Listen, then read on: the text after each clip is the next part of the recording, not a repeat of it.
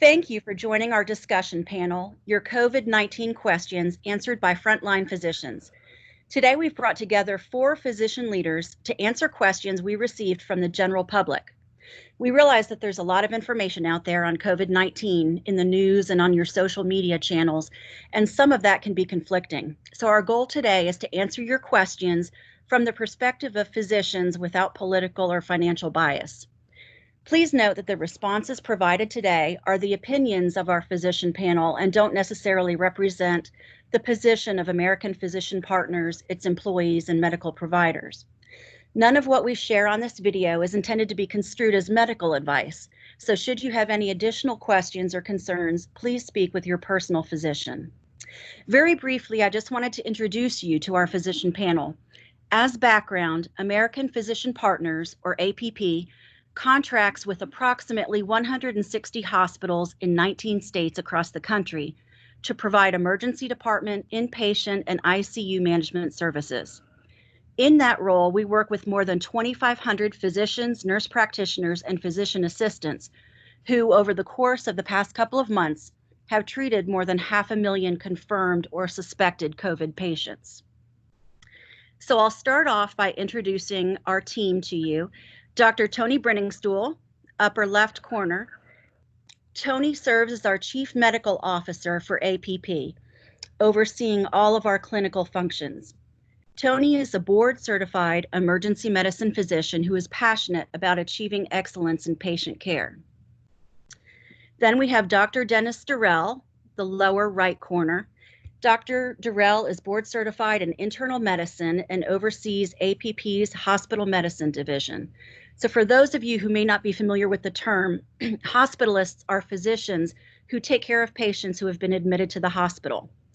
Dennis also spent a year of training in infectious disease. Then we have Dr. Tressa Gardner, upper right corner. She is the executive medical director over our Michigan contracts. Tressa is a board-certified emergency medicine physician and has been actively working shifts over the past few months while also leading our more than 20 contracts throughout the state of Michigan. And then lastly, I'd like to introduce to you Dr. John DiPasquale.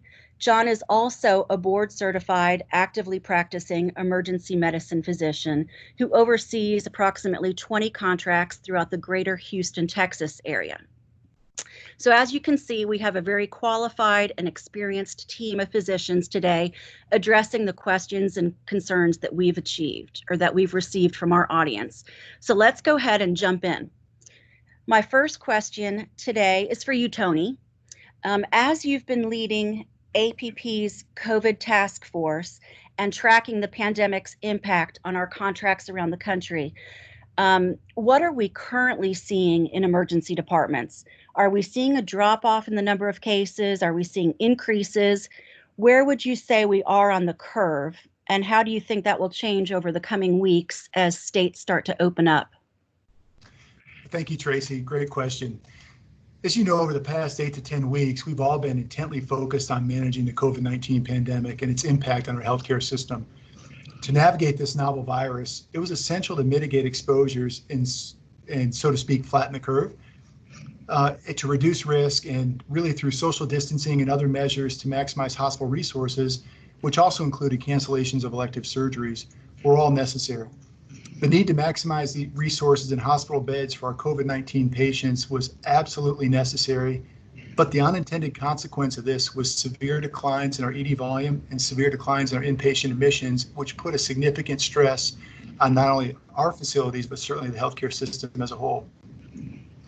This has taken a significant toll on healthcare profession and has negatively affected many healthcare systems, physicians, and outpatient practices. The volume decline sustained has been significant, but with a strong caring and leadership focus on provider and patient safety, we have managed this well. But we're now starting to see an uptick in volumes, and we're starting to see communities begin to relax social distancing and those measures, and hospitals begin to restore their elective surgeries. And that overall impact of COVID-19 now is really more geographical and varies in severity depending on the area of the country that you're in. True. So that's a great tee up. Tressa, with Michigan being considered one of the nation's hot spots, What are you specifically seeing up there in Michigan? What have you seen? I know I said this wasn't going to be political, but I know Michigan has been in the news quite a bit for having some pretty strict stay-at-home rules. Do you think that's had any impact on the volumes that you've seen? Tracy, definitely, and it truly is not political. The governors, the mayors, they're making these decisions not unilaterally, but with a whole team of epidemiologists, a whole team of infectious disease officers with them. So our governor has elected to do the stay-at-home order, and for us here in Michigan, it really made a huge difference on what Tony was referencing, which is flattening the curve. We were at peak levels and getting dangerously close to running out of protective equipment, for running out of ventilators, from running out of hospital beds. We had set up emergency hospital space, but because of the governor's aggressive style, and she was able to flatten that curve down where we never succeeded in depleting our supplies, which I think is the most vital thing that we could do. We kept the state of Michigan safer. And it's shown to proven to work to mitigate the increasing cases. We are now on a decline, and we have been on a decline. And she referenced, we had a meeting with her last week with the physicians in Michigan, and she had a very good statement. It's not going to be a switch. It's going to be a dial on how we open up the state of Michigan. And I think a lot of the governors across our great nation have had that same philosophy. That's a great analogy, and I think that's, appropriate for all of us wherever we are. So John, the next question is for you. I've talked to several people who have had COVID-like symptoms, but they were hesitant to go get tested because they were afraid that if they didn't have it, they were going to catch it. And also across the country right now, we're seeing a rise in seasonal allergies across many states. So people are struggling with, most lay people are struggling with, do I have allergies or cold, or do I have COVID? Can you help explain the difference in those symptoms?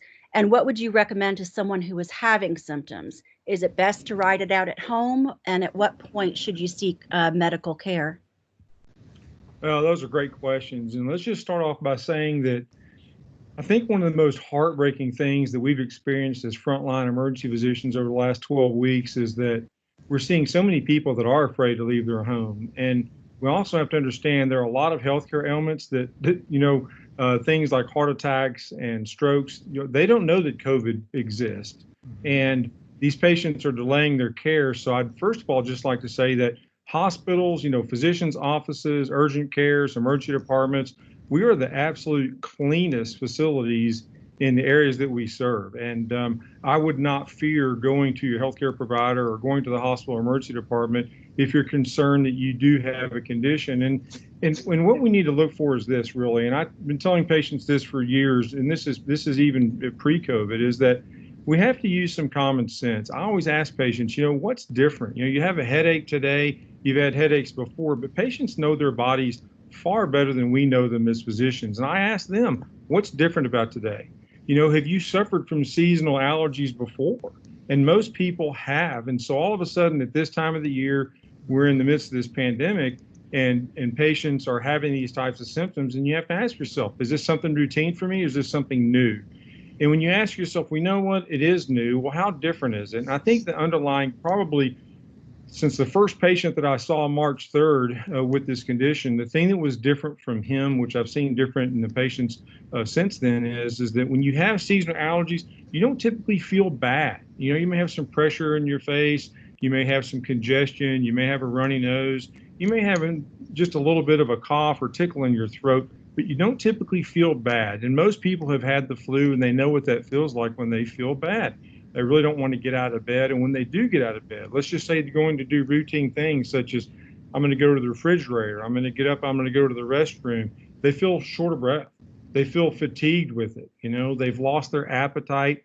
Nothing really tastes good to them anymore. They actually lose smells. I had a patient that told me, he goes, my wife had grown these beautiful roses in the backyard. Hey, honey, smell these smell wonderful. And he goes, I don't really feel that good. And he said, I went to go smell the rose. I smelled nothing. I love the smell of roses. So we have to use some common sense here and judgment that says that, what's different about today? How do I feel? there's something not right. And when patients look at me and they tell me, Doc, there's something not right, let me tell you, I start searching for things. And that really is the difference. For particularly, let's talk to the moms for a moment. Let's talk about infants, so children under the age of a year old, and then toddlers, children under the age of 3, and they'll ask me about their kids. And I tell them the same thing. You know your kid better than I do. Is your kid no longer eating? Is your child no longer drinking? Do they look like that they're having some difficulty breathing? So they're breathing faster than they normally are. Mothers are very keen at picking up those kinds of signs and symptoms. We put our faith in them to give us the idea that there really is something that is different. So if you're having symptoms, I think one thing we have to be real careful about, all counties across the United States have different resources. We're all in very different part of the continuum or the treatment of COVID right now than we were just 12 weeks ago, or where we were maybe even 2 or 4 weeks ago. So if you are having symptoms, reach out to your primary care physician. Like a lot of people that don't have a primary care physician, reach out to your local health department. Your local health department's getting direction from state departments, also from the federal government, such as the CDC. They have hotlines where you can call, you can be screened on the phone, and they will direct you to a place where you need to be treated if they feel like that you are at risk. Excellent. That's very helpful. So we've been hearing a lot about the antigen test, picking up on those antibodies that after one has had COVID. So Dennis, can you please explain what exactly that is? And your thoughts on it if you think it's worth getting. And kind of tied into that, a follow-up question, there are some news stories out there about people testing positive a second time. So is that possible? Do you build up the antigens and then you're safe from it, or can you get it a second time? Thanks, Tracy. All great questions. So when you think about testing for COVID-19, there's really 3 main tests. The first one is the most accurate. It's looking for the RNA of the virus. It's called a PCR test. So you have a little bit of that virus on the swab when they put it down your throat or down your nose. And then this assay amplifies that genetic material and we find it. And that's the most accurate test. The second kind of test is not looking for the RNA, it's looking for pieces of the virus itself. That's the antigen test you mentioned. And that's a good test because it's quick and rapid, like a pregnancy test, like a home pregnancy test. The problem is it's not quite as accurate. So if you do a rapid test and it's positive, that's important. If it's negative and you think you still have it, I would be very concerned and I would probably want to get it confirmed with a PCR test. And then finally, antibodies, as you bring up, they're kind of like going to the crime scene afterwards and you're looking for evidence of having an infection. And so our immune system will tell us if you had that exposure and infection. And it takes about 3 to 4 weeks to develop those antibodies. And it looks like if you develop those antibodies that you are protected so far from infection. And to answer your question about finding the virus after 7 days, if you find evidence of the virus through one of those other tests, that's just a dead virus or pieces of it. When you try to grow that in culture, it won't grow. And so you're not going to get infected from someone that is shedding that virus. And we'll find people shedding that virus up to 60 days later, but they're not infectious and they haven't given the infection to anyone. Oh, very helpful. Thank you. So Tony, people are, rightly so, still a little bit concerned. They're concerned for themselves and for their families. And we've been hearing a lot about social distancing, wearing masks when we're out, proper hand washing. Aside from those common things that everyone is telling us to do, are there any additional things we should be doing to keep ourselves and our families safe? I love this question, and it's really fairly simple. Protecting yourself from COVID-19 really just requires a disciplined approach to navigating what this novel virus can do. The studies have shown that the primary route for infection is really inhaling the aerosolized droplets or bringing the virus into your respiratory tract or touching your face with contaminated hands. And so the best method to protect yourself is really quite simple. It's wash your hands often, frequently, and certainly avoid touching your face. And if we can be very disciplined with those simple behaviors, it'll remarkably reduce the risk of infection. A face mask really does help us because it reminds us not to touch our face. It reminds us not to touch our mouth or our nose when we may do it inadvertently. And it really does, and the mask also helps reduce our risk if somebody around us might be coughing or sneezing or somehow in that infectious stage early in the infection where they're shedding the virus. But the protective behaviors are really pretty easy. Just stay very disciplined with them, and that's really the hardest part. But if we do, we can significantly reduce our risk from catching this illness. Yeah, that's a great answer. I mean, we all know to do that, but the consistency is key. I thought this was an interesting question that several people posed. So Tressa, I'll ask you this. A lot of people are asking how frontline providers are feeling right now. What are they and what are you experiencing as you're out there treating folks? And several people asked, is there anything that we, the general public, anything that we can do to support providers? Is there anything you guys need? Well, Tracy, I think from my personal and talking to my colleagues, you know, it was very stressful in the very beginning, the peak of the virus, and we had quite a few ill patients and supplies were getting short. Now that we have decreased that curve and we're seeing less and less of the severe patient volume, we are now adjusting to our new norm, so to speak. Not that this disease will ever be normal for us. We are learning a lot about it, and we can combat it better. I think that was one of the most stressful things for us, is that we just didn't know enough about it because it's a novel virus. Mm-hmm. When a physician can't practice and heal the way that they want to, it becomes a frustration. And fortunately, we have great investigators, and we're making progress in how we manage our patients, and that's made all the difference to us. We want our patients to come in. We want them to know that they're safe. We want them to come in when they have stroke symptoms, chest pain, all those things. I can't express that enough. I know my colleague had mentioned it already once, but I need to mention it again. I'm taking care of patients that have waited, that should not wait. Our patients need to remain safe, but know that they will be safe if they do come in. We are practicing guidelines that will mitigate any risk to them to contract the virus. So for them, for us, keeping their safe distance, as Dr. Briningstool had recommended, wearing their mask, not touching their face, washing their hands, those are all the good things that we need as well. Perfect. So John, there's a lot of misinformation out there.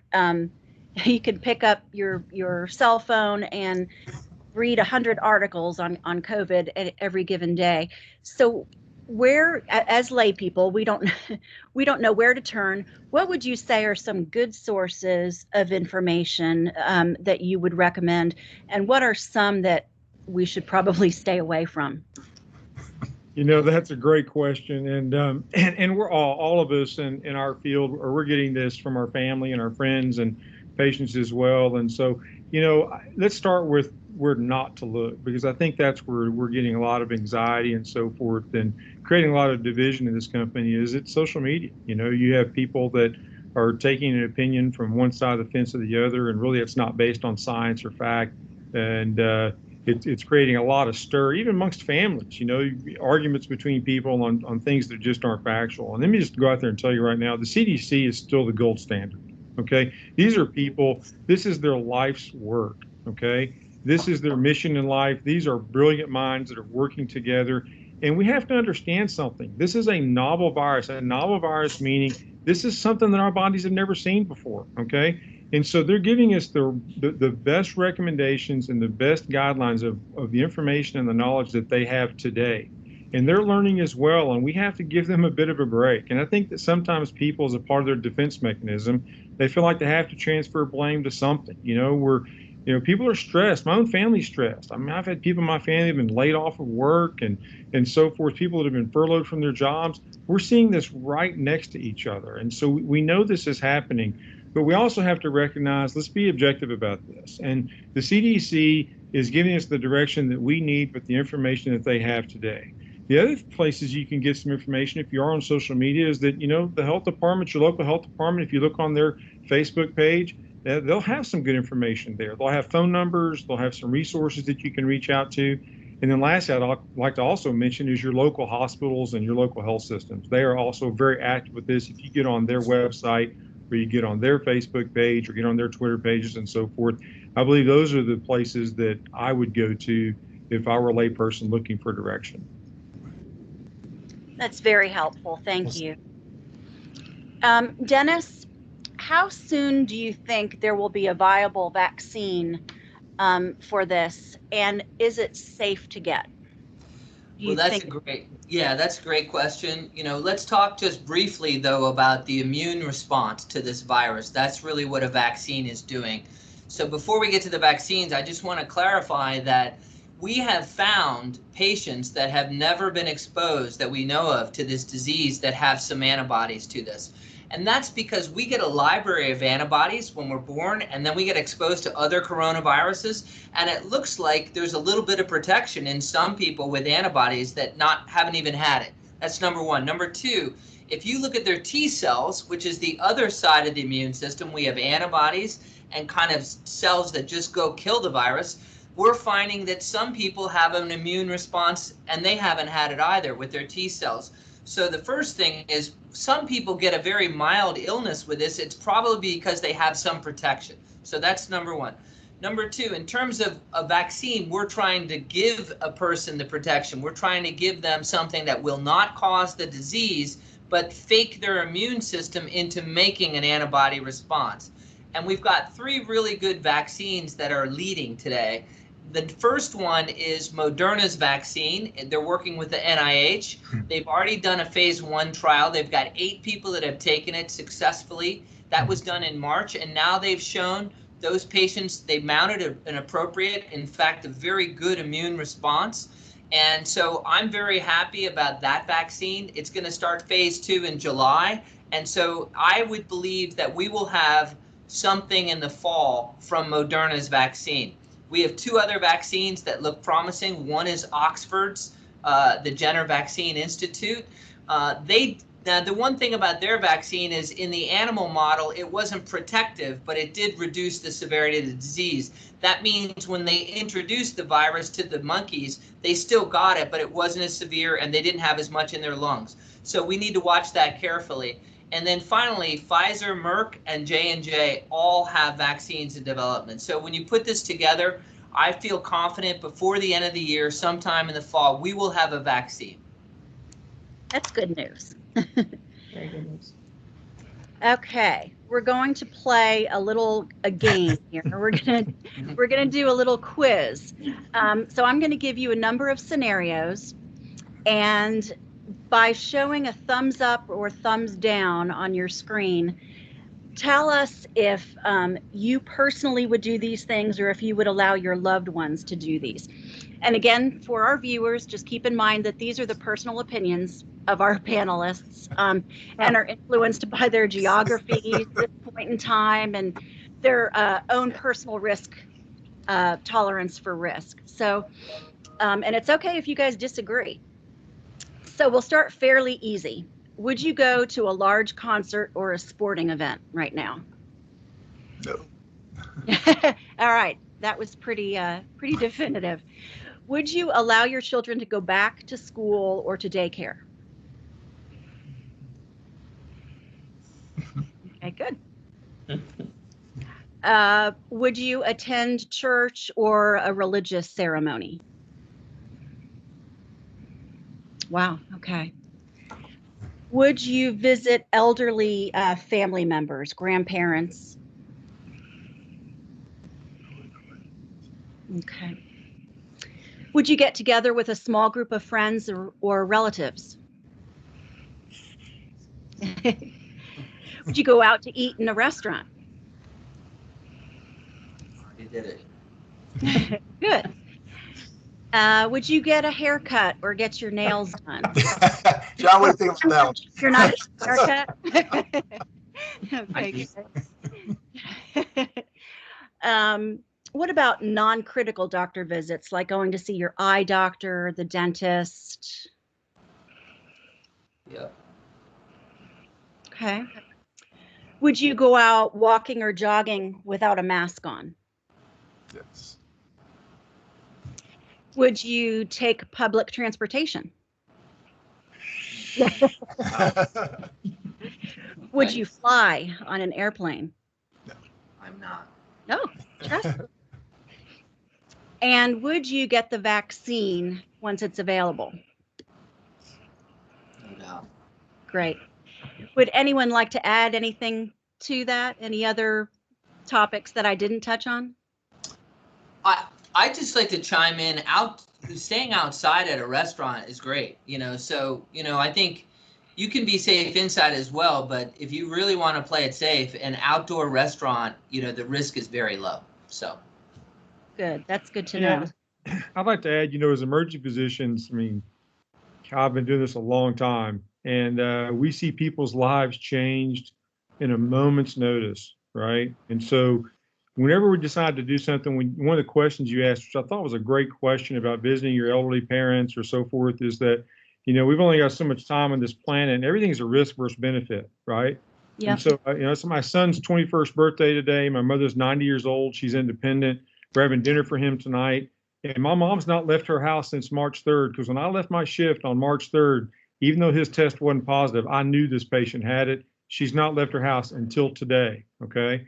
And so we're making that decision. My mother made that decision and said, I want to be with him on his 21st birthday. And if I get this and I'm gone, then you know what? Then this is the last thing. I don't want to be a week from now or 2 weeks from now and have missed this dinner. So I think we need to make sure that we all take a really hard look at, let's look at the risk benefit of all these decisions that we're making.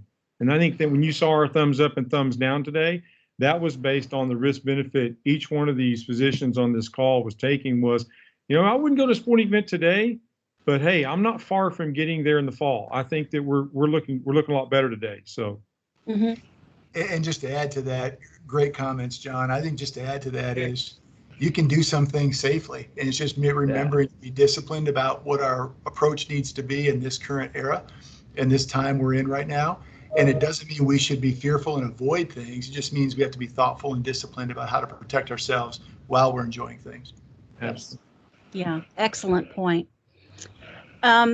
Okay, Tony, so I'd like for you to wrap us up. I know we've addressed this just a little bit, but we're seeing even more recently now a lot of news stories about emergency physicians commenting on the unsettling decline of the presence in EDs of people with strokes and heart attacks and so forth. A lot of people waiting, trying to wait it out at home. So what would you say to people who have concerns about going to the hospitals? Well, Tracy, I'm so glad you brought this up and mentioned this, because this is critically important. And our emergency departments and our hospitals are absolutely safe places to receive care for all types of patients with all conditions. We are specifically trained in emergency medicine, and within our healthcare systems, we're trained to implement the right processes and ensure we can provide safe care to every patient every time. As we have evolved through this COVID-19 crisis over the last 10 to 12 weeks, our hospitals, as well as all hospitals nationwide, we're working to create safe care pathways for patients with COVID and for those without, and how we can help separate those two. And I would just say, staying at home, or if you're thinking about staying at home because you think it's safer and you're going to avoid seeking emergent care, don't. Absolutely seek a healthcare provider. Come to our department or come to the closest, your local hospital, and let a experienced healthcare provider take care of you. Unfortunately, there are several articles recently published, and many people have seen, and you heard our colleagues talk about it today, highlighting the increased morbidity or mortality, or the negative outcomes that have come from avoiding emergent care out of fear of COVID-19. And I just want to assure you that the best thing to do for our patients and for our audience here is, if you're experiencing any unsettling set of symptoms or concerns, please go to your local hospital. Please come see our provider team, or go see your local ED team, and they can provide you the right treatment, the right recommendations, and give you the right opinions about what is happening to you at that period of time and how best to take care of you. I think John said it best. When you come into us, we're going to ask you a series of questions to make sure that we can appropriately put you in the right area of the department to keep you safe. And so just remember, I would say, just in closing, we are trained to handle crises like this. All of our frontline providers are standing ready to take care of our patients who have a concern, and we'll certainly take great care of you and your loved ones, but please don't avoid seeking emergency care out of fear. If you have any unsettling symptoms, please come see us and let a healthcare professional give you a thorough evaluation and make the right recommendations for you.